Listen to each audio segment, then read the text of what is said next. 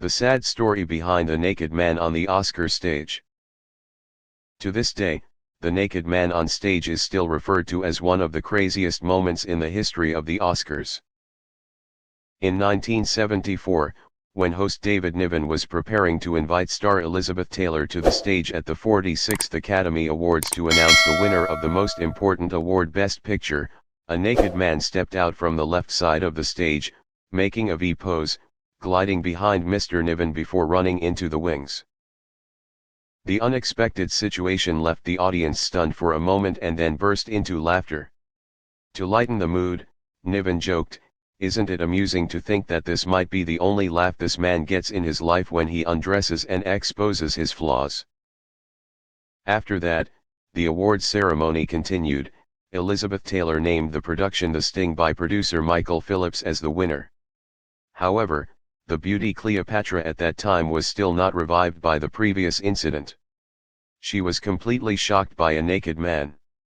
She is afraid of not performing well on stage. We had to reassure her that she was doing well and that everyone had a good laugh, Phillips told The Hollywood Reporter. Contrary to Niven's assessment, the incident on the Oscar 1974 stage became a Hollywood legend overnight. To this day, it is still considered one of the most memorable and craziest moments of Oscar.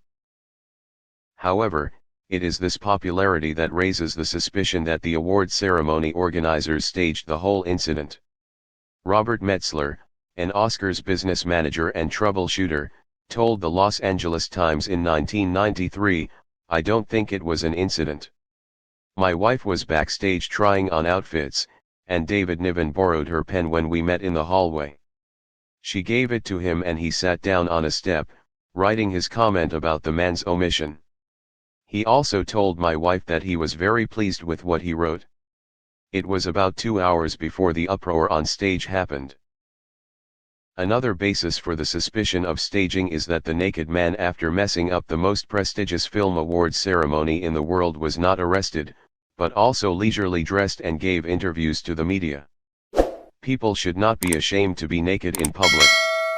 Also, it's a way to start a career," he stated. That man is Robert Opel, born 1939, is a conceptual artist, photographer, and gay rights activist.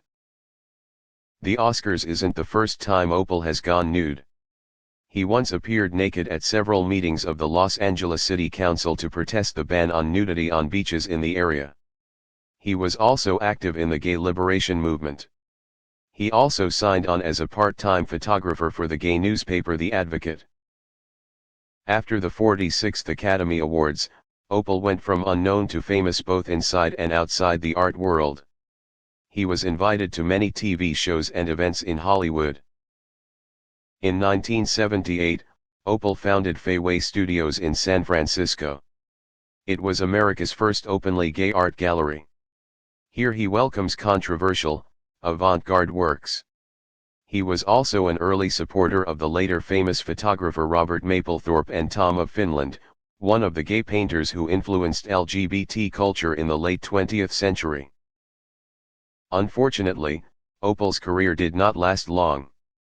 A year later, Opel ended his life at the age of 40. His studio was attacked by two men demanding money and drugs.